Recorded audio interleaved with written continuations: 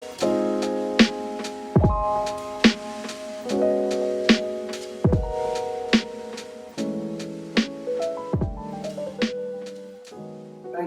and welcome again to the Black Meetings and Tourism Interview Room. We're joined today by Mr. Charles Williams.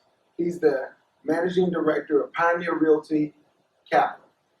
And what we're going to find out is that funds are available. There is a solution to some of the issues plaguing African American businesses that need access to capital. Mr. Williams, thank you for being here with us today. Well, thanks for having me. Yes, sir. Yeah. You were talking earlier about Pioneer Realty Capital. For our audience, who is Pioneer and what do you do? Pioneer Realty Capital is a firm that provides capital from the capital markets into commercial real estate projects nationwide.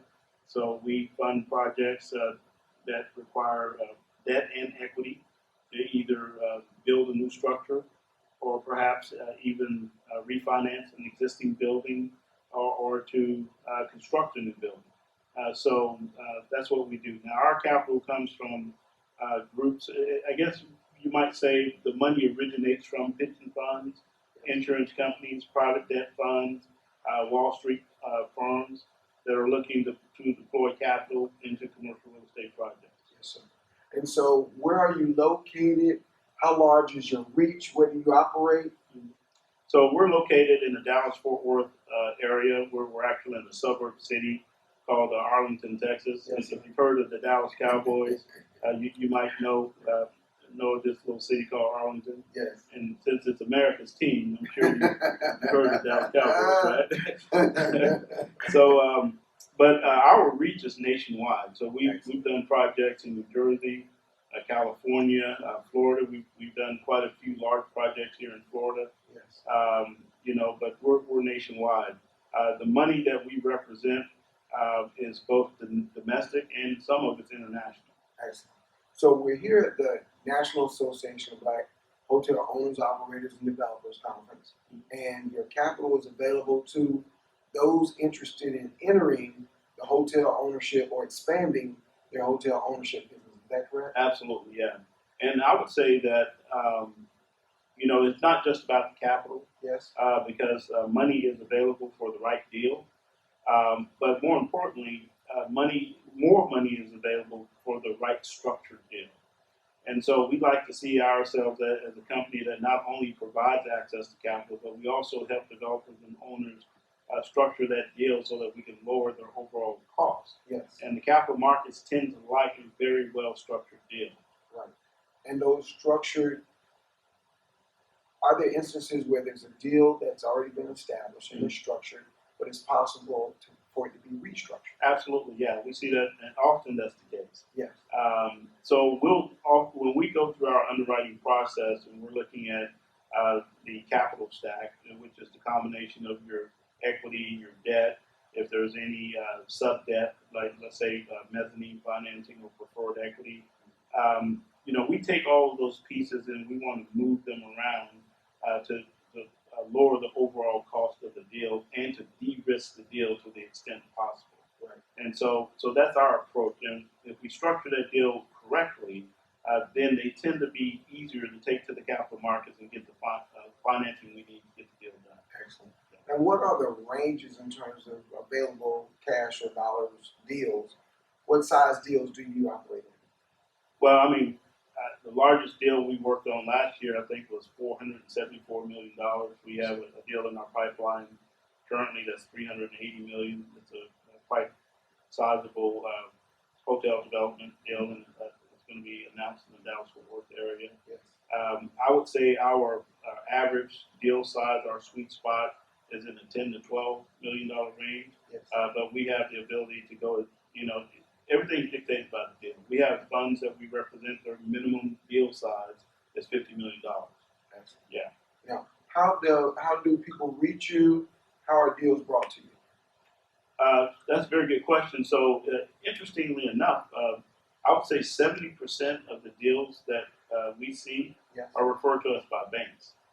Yeah, because the first place a person goes when they need a loan is to a bank. But what most people don't realize is banks don't make all types of loans. In fact, a lot of banks don't make any type of So we have a system where we partner with the banks and we become their outsourced capital markets team. So if it's a project that's not going to fit the credit box of the bank, then that banker now has access to the full range of the capital markets, and that's through us. Excellent. And in terms of where we are now in capital market accessibility, and where we will be 3, 4, 5 years from now, what do you see on the horizon? Well, the capital markets are focused on deals. And it's interesting that you asked that question because I think sometimes people think that the sponsor is the most important part of the deal, and sometimes that is the case. You want a well-qualified sponsor, Yes. one with good experience, but you also want a deal that's going to return the money back. so if that deal is strong enough, then we really don't have to give a whole lot of attention to the sponsor. In fact, we represent certain groups of capital that can make that deal happen without the sponsor. So they're underwriting the deal based on its ability to generate a return, not based on that sponsor's ability. Yes. And so, that access to capital is there for the right deal. It is not necessarily governed by the person doing the deal. Now, what often happens is the inexperience of the sponsor limits his ability to gain the access to capital. Yes. It's funny because, often the way you think a deal is to be put together, it may not necessarily be. A lot of times people go to the capital markets and they equate the cost of the deal to the interest rate. Well, the interest rate is just a measure, okay? It does not tell you the cost of capital. There are a lot of things that go into the true cost of capital that go way beyond the interest rate. And so if that deal is not structured or it's being presented in such a way that it's only focused on interest rate, then it's going to be hard to get that deal done because you're trying to take a very complicated deal and fit it into a very narrow and confined box. Right. And that's one of the things we're really good at is breaking that deal apart, figuring out a way to lower the overall cost of capital, de-risking the deal, and then once we do that, structure it well, now we can take it to the capital market. It doesn't matter what color you are. Yes. It just matters that this deal is a strong deal. Right. Right. So the deals are the drivers. Right. The capital is available. Yep. You simply seek deals to be brought to your table that can be analyzed or reviewed to see how, if it's worthy of furtherance and delivery. Absolutely, yeah. It's all about cash-on-cash return of equity, return of debt, and the my side of the business, the investment banking side, the debt fund side. We use a measure that banks don't use. It's a measure called debt yield. Yes. And what debt yield is, if we have to take over control of that project after investing money in the form of debt, Right. what is our yield on the debt? Okay. Now, banks don't look at it like that because they don't underwrite deals to take them back. That's right. But debt funds do. Yeah. They absolutely do. And that's why, it's the deal that drives the decision. Right. Excellent. Yesterday, we heard from Mr. Donahue Peoples, and he talked about the notion that there are resources that should be accessed, could be made available, yet there needs to be kind of more education and pressure Right. on those that are managing those resources. What would be a response to that? Yeah, I absolutely agree with that. He made an excellent point in saying, and it's very obvious, and I hadn't really thought about it until he framed it in that way. Yes. But the people who are paying into these various funds reflect the demographic of America. Right. But the people who are being given access to those funds don't. And because, the channel that these pension funds use to distribute that capital is a very narrow, well-established, one might say good old boy type Community. system. Yeah, Right. community, Right. right? And they have created these pseudo access points to this capital for that non-homogeneous group. Right. But it is really pseudo in nature. For instance, to give you an example, there's this thing called an emerging manager program. right? Yes. You know, and that sounds very appealing. It's It like, does. man, I can just sign up, become an emerging manager, and, That's right. and I gain access to these pension funds. Mhm. But the qualifications to become an emerging manager means that you have to already be managing a fund. Huh? Well, if you're already managing a fund, you're not really an emerging manager. You're managing. You're managing. Right.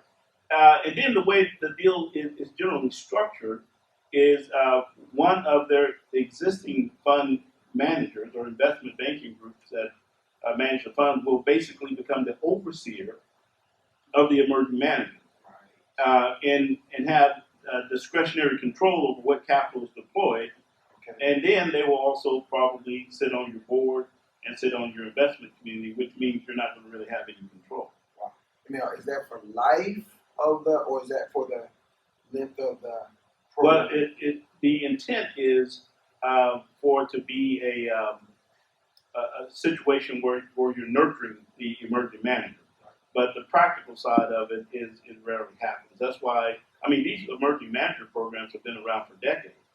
How many minority-owned fund management companies do you see directly deploying capital from the pension funds? We're familiar with Ariel Mutual Fund up in Chicago, Mm-hmm. and we know that they invest for long haul pensions, retirement, etc. Mhm. But the deployment, it's a question mark. Well, we're not seeing it. Now, what's happened in the industry, and I think what we're going to see a lot of, starting with the Jobs Act, is the way that now you can do this crowdfunding type structure, Yes. and you can apply it to real estate. That's Yeah. what we're seeing happen more and more. Right.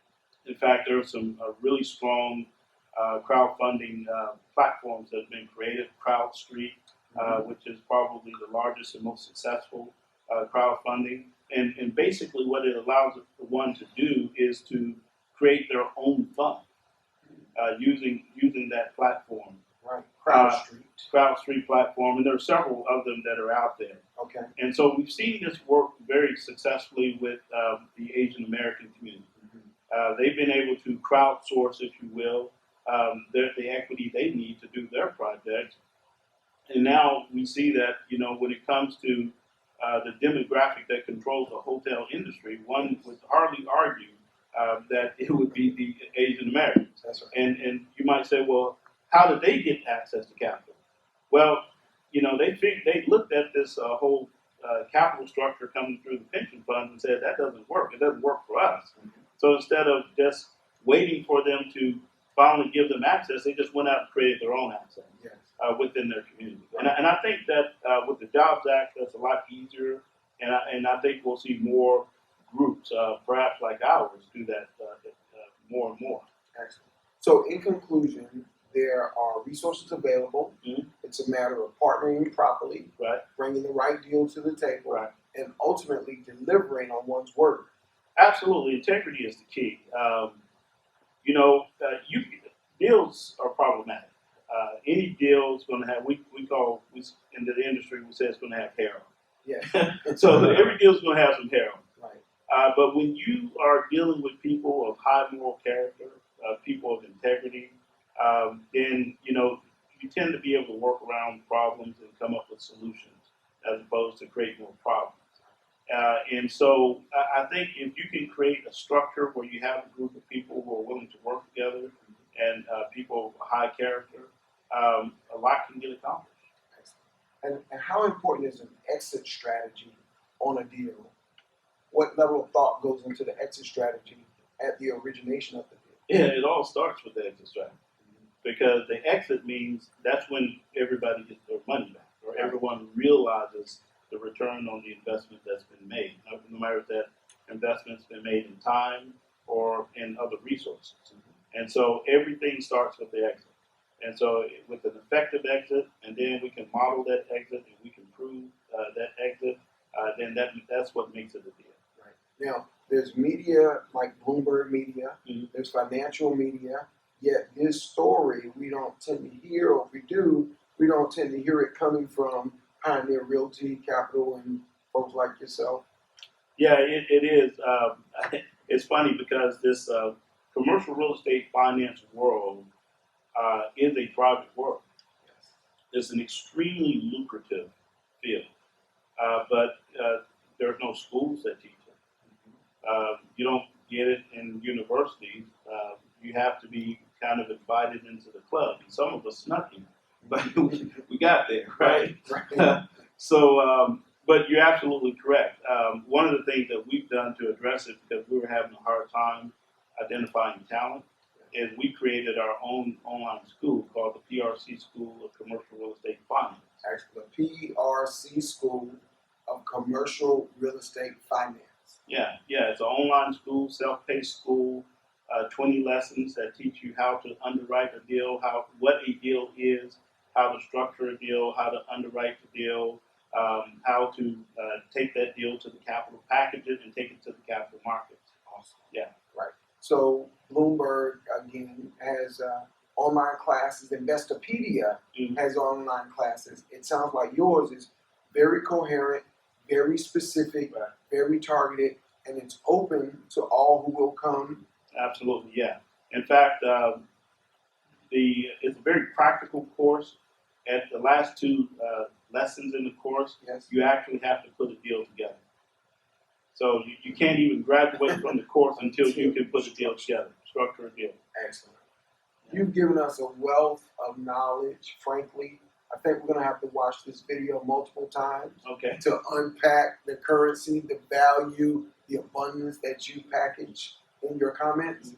Are there any other concluding comments you'd like to make at this time? No, thank you for giving me an opportunity to be here with you guys. I think you guys are doing a great job of bringing this knowledge to multiple people from different backgrounds. So, yeah, I just appreciate the opportunity. Yes, sir. Mr. Williams, thank you very much. Thank you.